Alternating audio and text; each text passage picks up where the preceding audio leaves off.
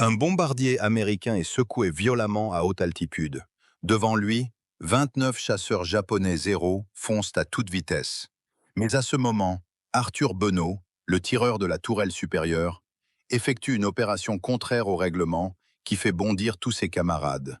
Contre ordre, il a passé la nuit à remplacer les 500 balles brassantes de la tourelle par des balles pleines entièrement. Il faut savoir qu'à l'époque, c'était un crime passible d'une cour martiale après la guerre, contraire à la loi féreuse de l'aviation américaine. Ses camarades se moquaient de son arrogance, et le chef d'escadron lui ordonnait fermement de rétablir la configuration immédiatement. Car aux yeux de tous les pilotes, 100 balles traçantes pour guider la trajectoire, tirer à haute altitude équivalait à tirer au hasard comme un aveugle. Face aux avertissements et aux pressions, Benoît serrait fermement la gâchette, sans dire un mot. Les chasseurs japonais approchaient enfin de la ligne de vie de 300 yards. C'était le moment qu'il attendait. Pas de flammes, pas de trajectoire visible. Les balles, comme des fauches invisibles, ont abattu 7 avions ennemis en plein vol en 8 minutes, laissant les Japonais complètement déconcertés. Cette désobéissance, qui semblait téméraire, a non seulement établi le record du plus grand nombre de victoires en une seule mission pour l'armée américaine, mais a aussi donné naissance à la tactique de chasse invisible, la plus étrange de l'histoire de la Seconde Guerre mondiale, sauvant directement la vie de milliers de mitrailleurs par la suite. Aujourd'hui, nous allons vous parler de ce héros solitaire du combat aérien, délibérément oublié par les hauts gradés américains, mais gravé sur le monument aux martyrs de la résistance anti-japonaise à Nanjing, Arthur Benoît. En 1911, Arthur Benoît est né à Bisbee, une ville de l'Arizona aux États-Unis. Cette petite ville de l'Ouest, près des mines, avait une vie rude mais formait le caractère. Peu à peu, Benoît a développé cette stabilité qui le caractérisait. Il aimait approfondir les choses et ne croyait pas aveuglément à l'autorité. Adolescent, Benoît était robuste et réactif, capitaine de l'équipe de football américain de son lycée. Après des années de compétition, l'esprit d'équipe, l'exécution immédiate des ordres et l'adaptation sur le terrain se sont gravés dans son caractère. Après le lycée, il n'a pas poursuivi ses études, mais est devenu électricien dans la mine de cuivre locale. Il passait ses journées avec des structures mécaniques et des équipements de précision, et le dépannage était monnaie courante. Il a exercé ce métier d'électricien pendant plusieurs années. Cette période a non seulement affiné sa sensibilité aux détails, mais aussi sa maîtrise et sa stabilité manuelle, jusqu'à maîtriser parfaitement la logique mécanique. Rétrospectivement, ces compétences qui semblaient n'avoir rien à voir avec le combat aérien sont devenues la base de sa précision de tir et de son innovation en matière d'équipement par la suite. En dehors du travail, Benoît passait tout son temps libre au tir sportif. Il a pratiqué pendant 15 ans entiers. Il n'était pas un amateur occasionnel. Il a étudié la balistique depuis le début, affinant chaque détail. Comment corriger la vitesse du vent? Comment anticiper la distance? Comment viser sur une cible en mouvement? Jour après jour, des entraînements de tir réels, sur cibles statiques puis dynamiques, de la visée rapide à l'ajustement temporaire. Il a affûté ses compétences fondamentales à maintes reprises, accumulant une expérience pratique précieuse qu'aucun amateur ordinaire ne pouvait égaler. Après des années d'entraînement professionnel, le niveau de tir de Benoît dépassait de loin celui des militaires et des amateurs ordinaires.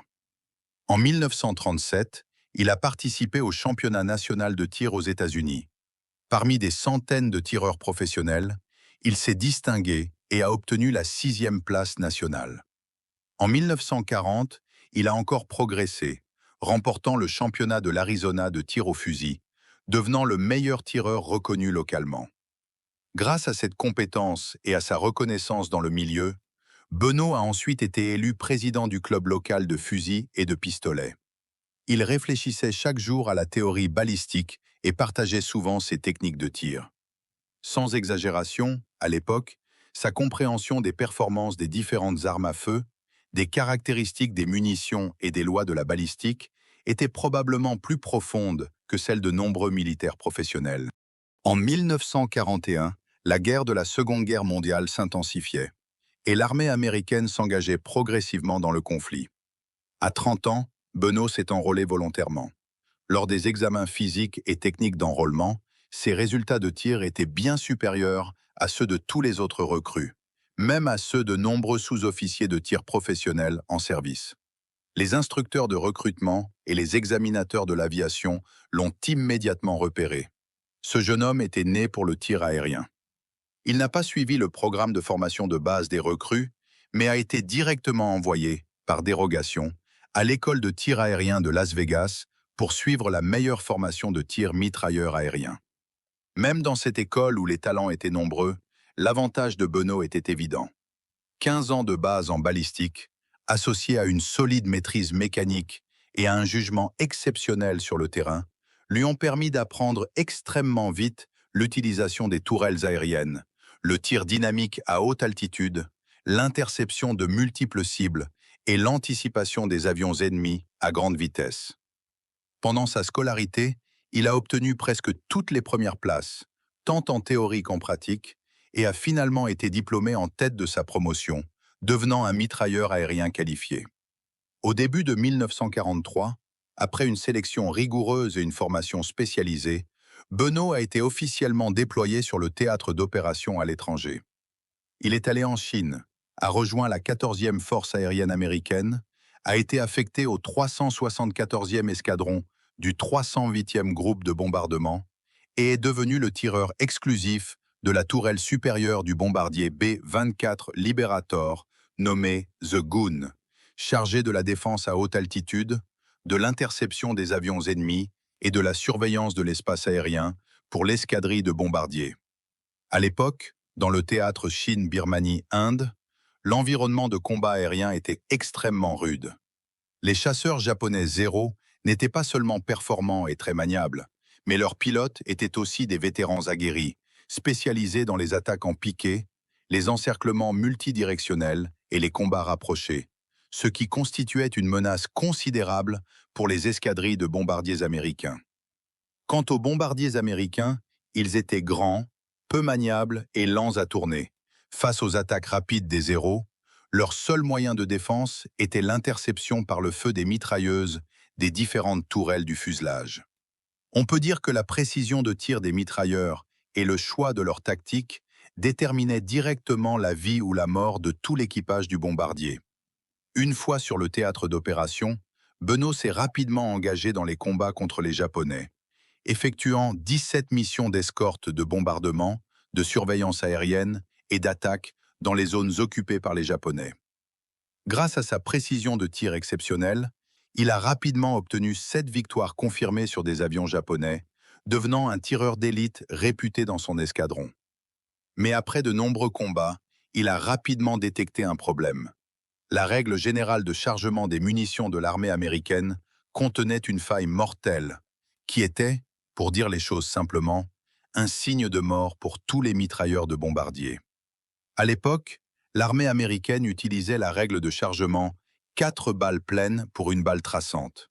Sur le papier, la logique semblait parfaite. Les balles perforantes pleines étaient destinées à percer le fuselage des avions ennemis, à détruire les moteurs et à toucher les ailes, infligeant des dégâts réels. Les balles traçantes, grâce à leur trajectoire lumineuse, permettaient aux tireurs de juger rapidement la direction de vol des balles dans des conditions de haute altitude, de grande vitesse et de forte luminosité, et d'ajuster leur visée pour améliorer la précision du tir continu. Cette règle était efficace dans les entraînements conventionnels, les combats à basse vitesse et les opérations à basse altitude. C'est pourquoi elle a été adoptée comme norme générale par l'aviation américaine, imposée à tous. Mais dans les combats aériens à haute altitude et à grande vitesse, surtout contre les chasseurs japonais Zéro, les défauts de cette règle ont été amplifiés à l'extrême, et d'innombrables mitrailleurs américains ont perdu la vie à cause d'elle. Benoît a observé, compté et vérifié à maintes reprises dans les combats réels, et a finalement tiré une conclusion qui a bouleversé la perception de tous. La trajectoire lumineuse des balles traçantes était, en réalité, un révélateur de position pour les tireurs. À haute altitude, où il n'y a pratiquement pas d'obstacle, la trace lumineuse blanche des balles traçantes était visible à plusieurs kilomètres. Les pilotes japonais des Zéros n'avaient même pas besoin de chercher où se trouvaient les tourelles des bombardiers. En remontant la trajectoire lumineuse, il pouvait localiser avec précision la position de tir des mitrailleurs, puis piquer pour les neutraliser et finalement les éliminer. Dans plusieurs combats d'escadrille, Benoît a vu de ses propres yeux de nombreux mitrailleurs talentueux, précis et réactifs, être ciblés en priorité par les avions japonais parce que les balles traçantes avaient révélé leur position et mourir en un instant. Beaucoup de tireurs venaient à peine d'ajuster leur trajectoire et se préparaient à intercepter les avions ennemis, que le feu japonais, remontant la trajectoire des balles traçantes, frappait précisément la tourelle, les tuant sur le coup.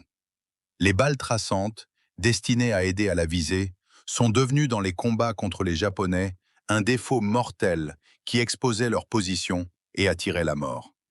Plus important encore, le pouvoir de destruction des balles traçantes était bien inférieur à celui des balles perforantes pleines. Les balles traçantes contenaient un agent de combustion phosphorescent.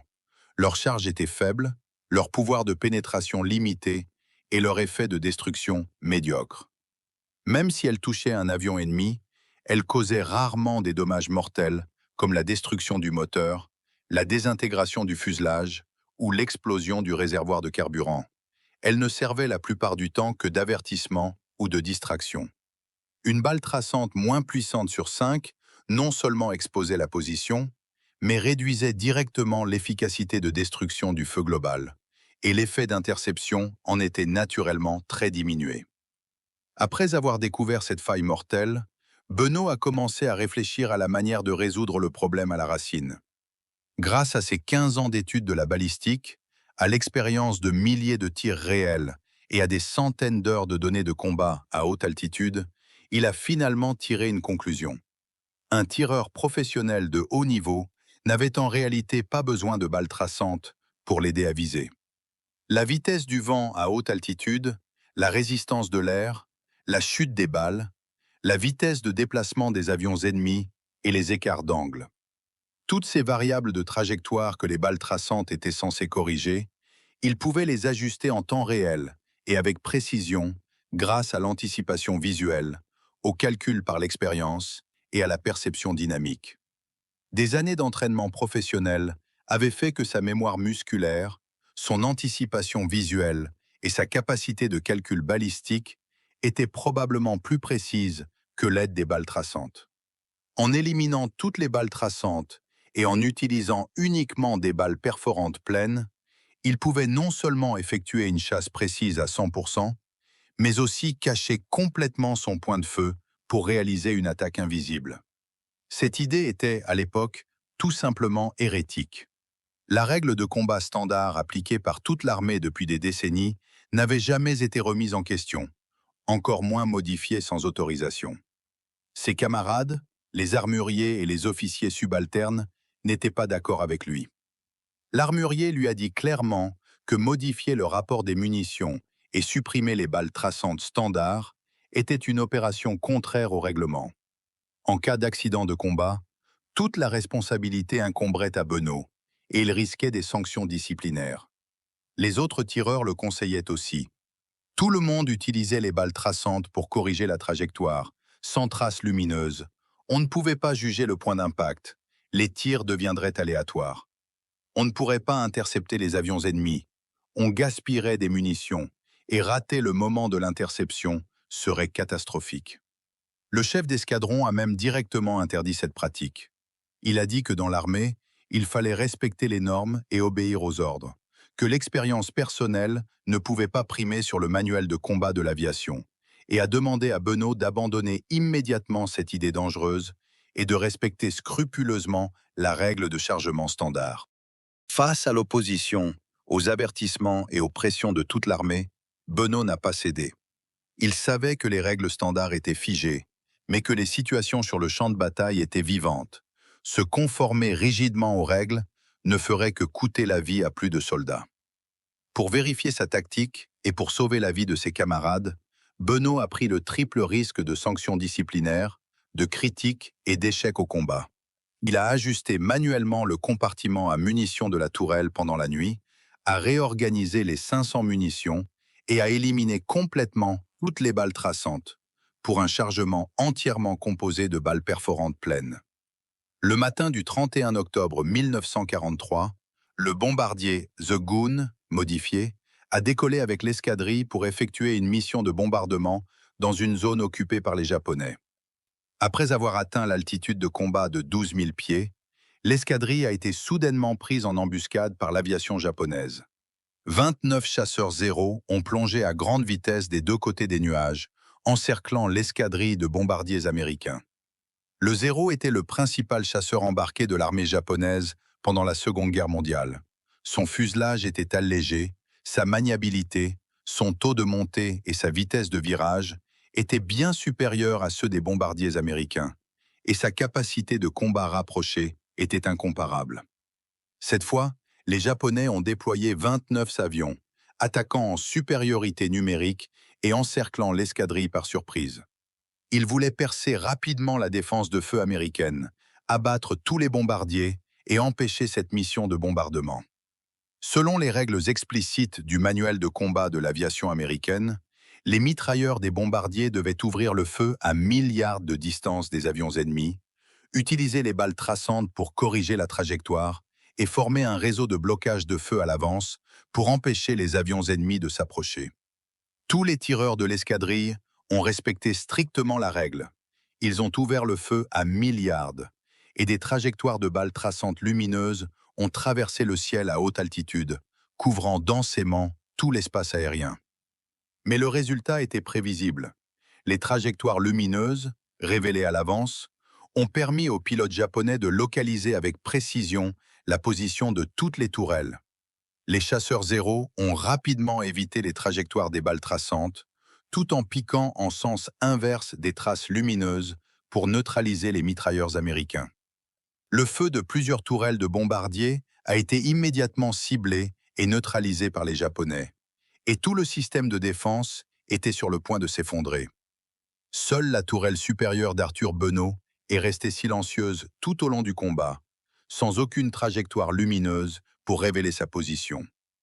Face au chasseur Zéro qui fonçait sur lui, il a complètement ignoré la règle standard d'ouverture du feu à 1000 yards, observant calmement la formation des avions ennemis, leur vitesse de piqué et leur angle d'attaque, sans tirer. Le courant d'air à haute altitude secouait violemment le bombardier. Le fuselage tremblait constamment, le bruit des canons des Zéros se rapprochait, et l'ombre des avions ennemis s'agrandissait rapidement dans le viseur. Benoît tenait fermement le joystick de la tourelle des deux mains, les yeux rivés sur le viseur, le doigt posé légèrement sur la gâchette. Grâce à ses années d'expérience balistique, il calculait en temps réel la vitesse du vent, la distance et l'avance, anticipant avec précision la trajectoire de vol des avions ennemis.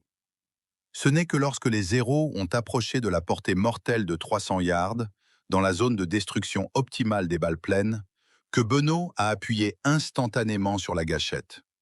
Des balles perforantes pleines de calibre 50 ont jailli, sans aucune trace lumineuse, sans aucun avertissement de feu. Les balles, comme des fauches invisibles, ont traversé silencieusement l'espace aérien à haute altitude et ont touché précisément les avions japonais. Le premier Zéro a été touché immédiatement. Le milieu du fuselage a été percé par les balles pleines. Le réservoir a explosé. Le fuselage s'est désintégré et il est tombé rapidement en flammes, formant une énorme boule de fumée noire dans le ciel. Pendant tout ce processus, le pilote japonais n'a pas eu le temps de réagir. Il ne voyait aucune trajectoire de balle, ne pouvait pas juger l'origine du feu et ne savait même pas d'où venait l'attaque. L'avantage absolu de la chasse invisible s'est manifesté pleinement à ce moment. Les balles traçantes des autres tourelles américaines révélaient constamment leur position et étaient neutralisées de manière ciblée par les Japonais, tandis que la tourelle de Benoît, tirant en silence et en cachette, est devenue une zone d'ombre mortelle pour les avions japonais. Les 29 avions japonais attaquaient de manière dispersée et encerclaient l'escadrille de toutes leurs forces, mais ne parvenaient jamais à localiser ce point de feu le plus puissant. Benoît gardait un calme extrême, changeant rapidement de cible, ajustant l'angle de la tourelle et continuant de tirer avec précision. Il ciblait en priorité les avions de tête qui piquaient le plus vite et représentaient la plus grande menace, puis éliminait un par un les avions qui encerclaient les flancs. Chaque tir touchait précisément le moteur, le réservoir de carburant et les points vitaux du fuselage des avions ennemis. Presque aucune balle ne ratait sa cible. Dans les 4 premières minutes de tir, Benoît a abattu 5 chasseurs zéro d'affilée, soit en moyenne un avion par minute, avec une efficacité de victoire qui dépassait tout le champ de bataille.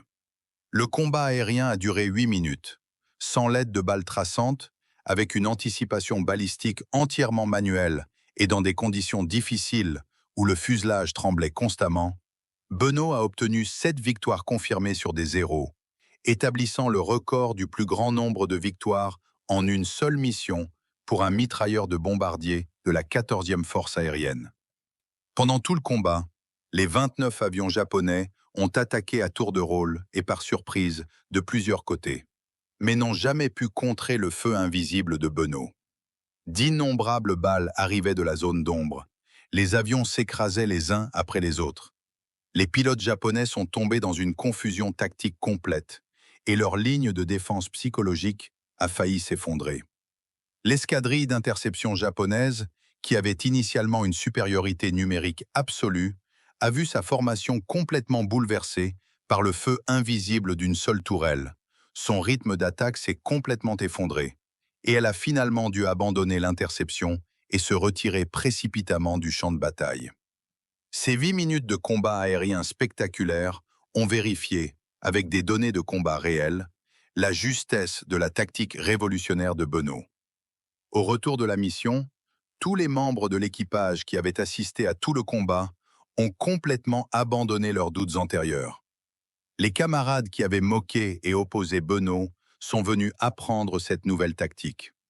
La tactique s'est diffusée plus vite que prévu. Dans la semaine qui a suivi le combat aérien de Haihong, plus de la moitié des mitrailleurs de bombardiers du 308e groupe de bombardement ont supprimé les balles traçantes de leur compartiment à munitions pour adopter le mode de tir à balles pleines. En 2 semaines, les 3/4 des tireurs du groupe ont généralisé cette tactique de chasse invisible. En 1 mois seulement, cette tactique qui a bouleversé les règles standards de l'armée américaine depuis des décennies a commencé à se répandre dans toutes les unités de combat de la 14e force aérienne, modifiant largement le mode de combat défensif des bombardiers dans le théâtre Chine, Birmanie, Inde.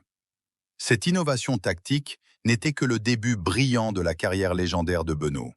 Son combat ultime et désespéré a eu lieu le 14 novembre 1943, et c'était aussi son dernier combat aérien. Le 14 novembre 1943, la 14e force aérienne américaine a reçu un ordre de combat.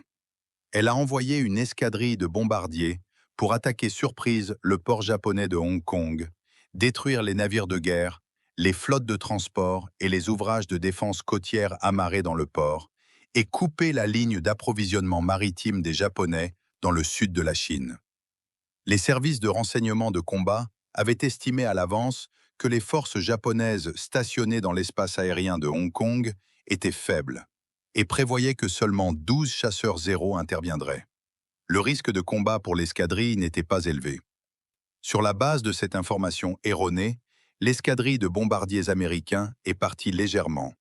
Toute l'escadrille a maintenu une formation de combat conventionnelle, sans se préparer à un combat aérien intense. Arthur Benoît était toujours le tireur de la tourelle supérieure de The Goon, utilisant la tactique de chasse invisible à balles pleines, et a suivi l'escadrille vers le champ de bataille de Hong Kong. Quand l'escadrille de bombardiers est arrivée au-dessus du port de Hong Kong, prête à entrer dans la trajectoire de largage des bombes, la situation désespérée est survenue instantanément. Les Japonais avaient anticipé le plan d'attaque surprise américain et avaient rassemblé à l'avance toutes les forces aériennes stationnées à Hong Kong, Canton et dans le sud de la Chine. 34 chasseurs zéro ont décollé de plusieurs aéroports, utilisant une tactique professionnelle d'encerclement coordonné, multidirectionnel et par niveau, pour mettre en place un blocus et une interception complets de l'escadrille de bombardiers américains. 34 avions contre le feu de défense limité de l'escadrille. Les forces japonaises étaient près de 3 fois supérieures à ce qui était prévu, et l'écart de puissance entre les 2 camps était considérable.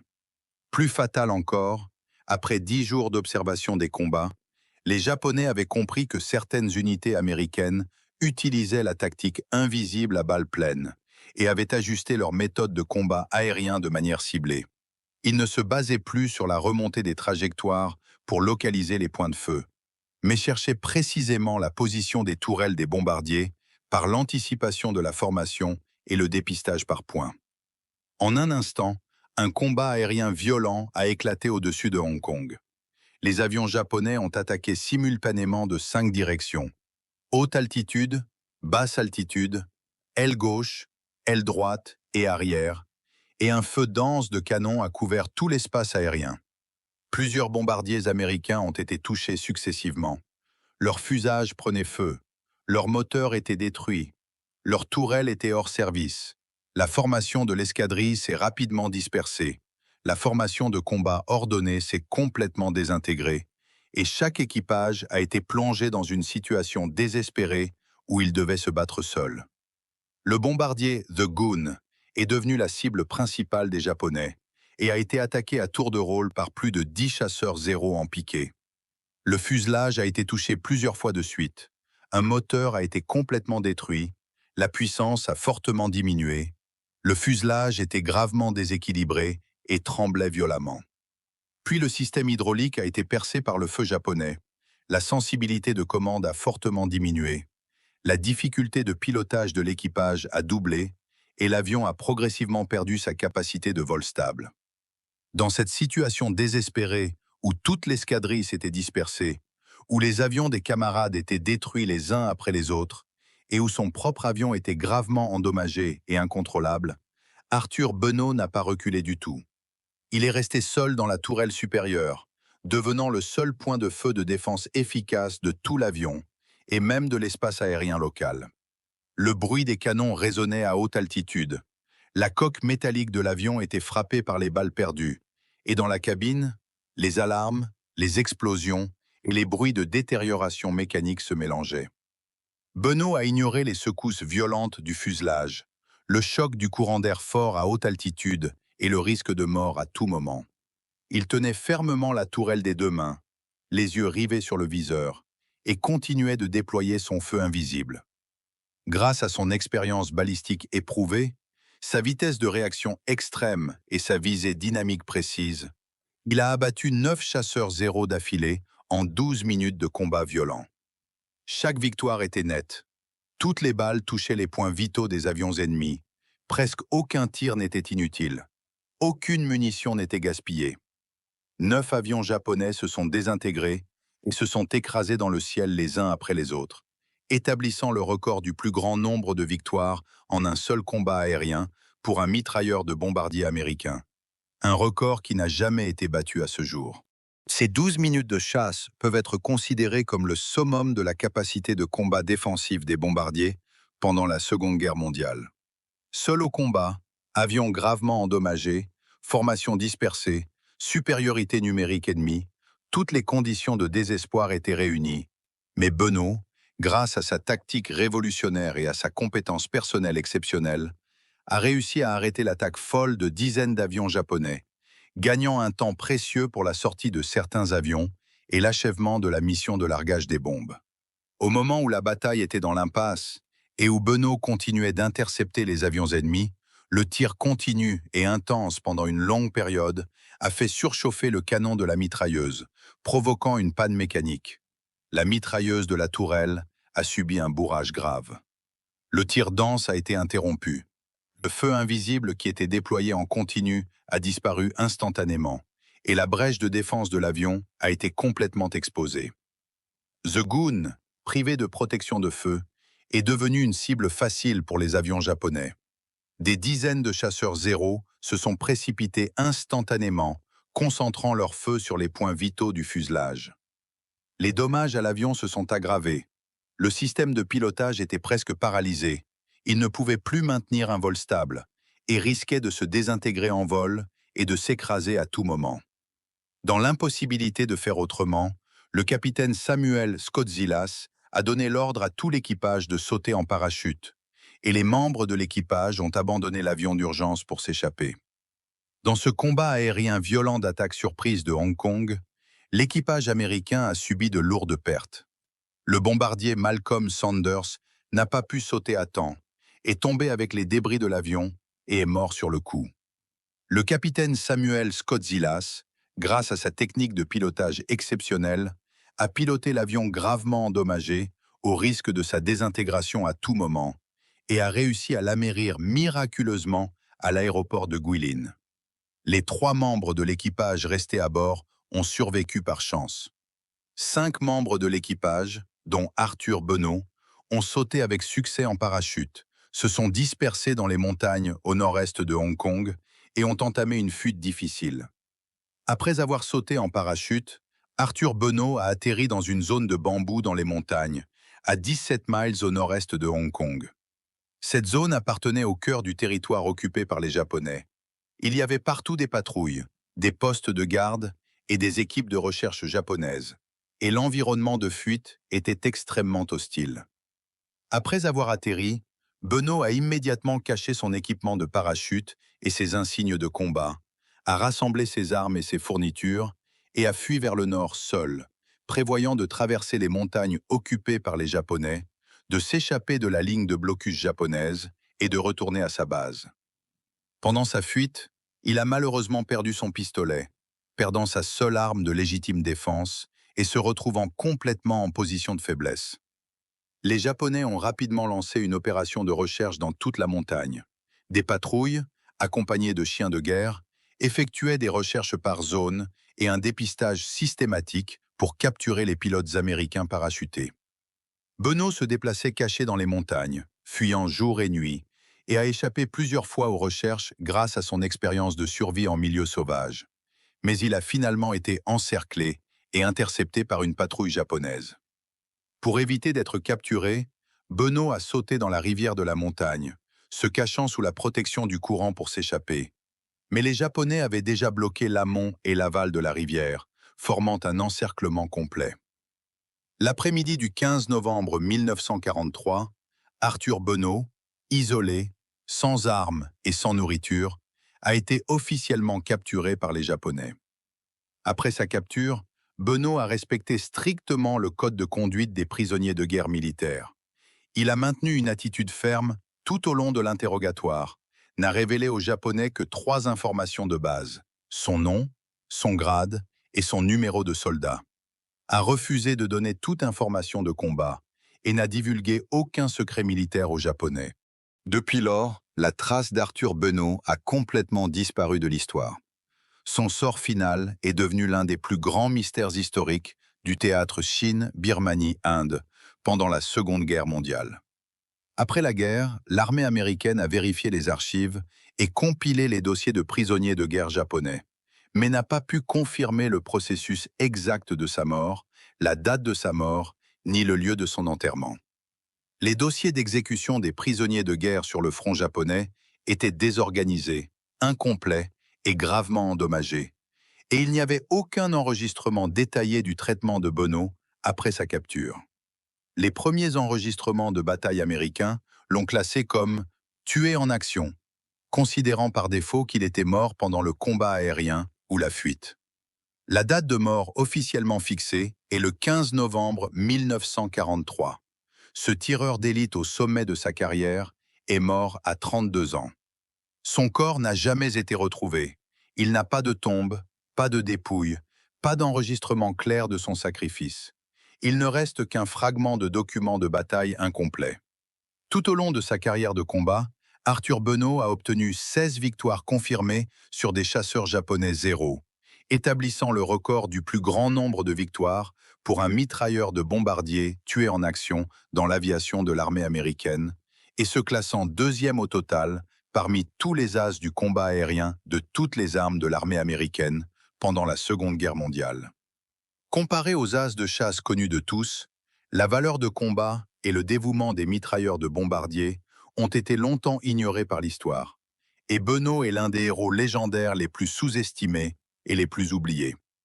La tactique de chasse invisible laissée par Benoît a eu une influence militaire profonde qui a traversé les époques.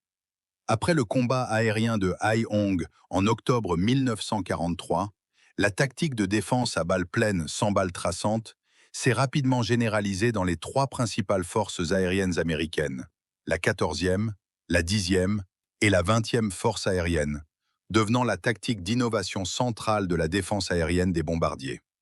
Les données de combat ont également confirmé directement la valeur de cette tactique. Au premier trimestre 1944, le taux de perte au combat des mitrailleurs de bombardiers américains a diminué de 18%, et des centaines de mitrailleurs ont survécu grâce à cette tactique, échappant à la chasse ciblée de l'ennemi. D'innombrables escadrilles de bombardiers, grâce au feu invisible, ont tiré en cachette et intercepté les avions ennemis avec efficacité, réduisant considérablement le taux de destruction des avions et améliorant le taux de victoire dans les combats contre les Japonais. Plus important encore, l'exploration pratique de Benot a établi le principe fondamental du combat aérien dissimulé moderne. Les règlements de combat de l'aviation actuelle stipulent explicitement que dans les scènes de combat où il est facile de révéler sa position et de provoquer une contre-attaque ciblée de l'ennemi, l'utilisation de balles traçantes, de munitions lumineuses et d'équipements à flammes nues est interdite ou limitée, et la sortie de feu dissimulée est privilégiée pour éviter le risque de révélation de position. Ce principe militaire moderne, qui est toujours en vigueur aujourd'hui, trouve son origine dans l'expérience révolutionnaire qu'Arthur Benot a mise au point dans les combats réels de la Seconde Guerre mondiale. Avec des exploits militaires exceptionnels, une tactique innovante et ayant sauvé la vie de milliers de camarades, Arthur Benot méritait la plus haute distinction honorifique. Mais il a été traité de manière extrêmement injuste en matière de médailles. Après la guerre, le chef du 364e escadron a immédiatement déposé une demande de médaille d'honneur pour Benot, la plus haute distinction qu'un militaire américain puisse obtenir. Le dossier de demande enregistrait complètement les 16 victoires de Benot, son innovation tactique révolutionnaire, son combat seul dans la situation désespérée et sa capture pour la patrie. La procédure de demande a été approuvée par l'examen préliminaire de la 14e force aérienne et la révision du siège du théâtre Chine-Birmanie-Inde. Les deux unités militaires ont toutes deux approuvé, reconnaissant que ces exploits méritaient la médaille d'honneur la plus élevée. Mais à l'étape finale de l'examen, le département de la guerre américain a directement rejeté la demande. Le motif du rejet était extrêmement sévère et plein de préjugés. Le département de la guerre a estimé que le mitrailleur de bombardier appartenait à un poste de défense passive, que toutes ses actions de combat étaient des opérations de défense relevant de ses fonctions, et qu'il n'y avait pas de risque extrême dépassant les fonctions normales, ce qui ne répondait pas aux critères d'attribution de la médaille d'honneur. Cette décision a mis à nu le grave préjugé de hiérarchie des armes dans l'armée américaine pendant la Seconde Guerre mondiale. Les pilotes de chasse, qui attaquaient et chassaient activement, obtenaient facilement la médaille d'honneur la plus élevée, tandis que les mitrailleurs de bombardiers, qui tenaient leur poste, se défendaient passivement et protégeaient la sécurité de l'escadrille au prix de leur vie, même avec des exploits sans précédent, une innovation tactique pour toute l'armée et des vies sauvées par milliers, étaient considérés comme faisant leur travail et ne pouvaient pas obtenir la plus haute distinction. Finalement, Arthur Benot, aux exploits sans précédent, n'a reçu que la médaille de l'Étoile d'argent, la médaille du mérite et la médaille pour cœur pourpre, sans obtenir la plus haute distinction correspondant à sa contribution. C'est l'une des injustices les plus regrettables dans le système de médailles de l'armée américaine pendant la Seconde Guerre mondiale. Outre l'injustice en matière de distinction, il y a eu un oubli historique encore plus complet. En 1944, le National Geographic a brièvement rapporté la légende du combat aérien de Benot, enregistrant simplement ses exploits étonnants. Mais après la fin de la Seconde Guerre mondiale, le récit historique de l'armée américaine s'est entièrement concentré sur les as de chasse, les hauts gradés et les grandes batailles. Les innovations tactiques, les combats désespérés et les exploits anonymes des soldats de base ont été complètement marginalisés. Pendant des décennies, les principales sources historiques sur la Seconde Guerre mondiale, les récits de combats aériens et les documentaires militaires n'ont presque jamais mentionné le nom d'Arthur Benot. Le public ne connaissait que les as du combat aérien américain de la Seconde Guerre mondiale, Mais personne ne connaissait ce faucheur invisible de Bombardier, dont le record de victoire dépassait celui de la plupart des As, et qui a réécrit les tactiques de combat aérien. Ces exploits légendaires ont été ensevelis dans les vieux dossiers des archives, complètement oubliés par le temps. Ce n'est qu'en 1997 que des historiens militaires américains, en compilant les rapports de combat du théâtre Chine, Birmanie, Inde de la Seconde Guerre mondiale dans les archives nationales, ont découvert par hasard l'enregistrement complet des combats de Benot, ses documents d'innovation tactique et les dossiers de demande de ses médailles. Ce héros d'élite, oublié pendant plus d'un demi-siècle, est revenu dans le champ de la recherche militaire. En 2006, l'armée de l'air américaine officielle, en revenant sur les documents historiques, a mentionné pour la première fois officiellement la contribution tactique et les exploits légendaires d'Arthur Benot, lui rendant justice. Aujourd'hui, le nom d'Arthur Benot figure dans le registre des héros de sa ville natale de Bisbee et est gravé sur le monument aux martyrs de l'aviation de la résistance anti-japonaise à Nanjing, témoignant silencieusement de sa contribution exceptionnelle au champ de bataille de la résistance anti-japonaise en Chine et à la guerre mondiale contre le fascisme. Mais dans le champ de l'histoire publique, il reste toujours ce héros anonyme que personne ne connaît. En rétrospective sur la vie légendaire d'Arthur Benot, nous pouvons clairement comprendre sa valeur fondamentale. Il n'était pas un super-héros doué de talents exceptionnels, juste un simple sous-officier de base qui était attaché à son métier, osait remettre en question et était courageux dans l'innovation. Quand toute l'armée se conformait à des règles rigides et que tout le monde suivait aveuglément les règlements standards, il a osé défier l'autorité et désobéir aux ordres, grâce à 15 ans d'accumulation professionnelle et à d'innombrables analyses de combats réels, vérifiant la vérité par le combat et sauvant la vie de milliers de camarades par l'innovation tactique. Son histoire révèle aussi le regret le plus courant de l'histoire de la guerre. Le dévouement extrême, les exploits étonnants et les innovations de la grande majorité des soldats de base sont souvent masqués par le récit des hauts gradés et la gloire des élites. Les as de chasse sont chantés de génération en génération, tandis que les mitrailleurs de bombardiers, qui protègent silencieusement l'escadrille, renversent la situation dans le désespoir et innovent les tactiques, sont réduits à des détails marginaux de l'histoire, oubliés par le monde. L'histoire ne se compose pas seulement de hauts gradés brillants et d'as légendaires. Chaque soldat ordinaire qui tient son poste, ose innover et combat au prix de sa vie, mérite d'être rappelé. Mettre au jour les exploits des héros oubliés, restituer les détails réels de la guerre et transmettre l'esprit professionnel et le courage des militaires de base est la meilleure façon de rendre hommage à des héros anonymes comme Arthur Benot. L'histoire ne sera pas jamais scellée à jamais. Les héros seront finalement vus. Les amis qui aiment l'histoire militaire de la Seconde Guerre mondiale et les interprétations de légendes du combat aérien sont invités à aimer, s'abonner et partager. Dans la prochaine vidéo, nous continuerons de mettre au jour ces légendes de champs de bataille durs, oubliées par l'histoire, et de dévoiler plus de vérités militaires méconnues.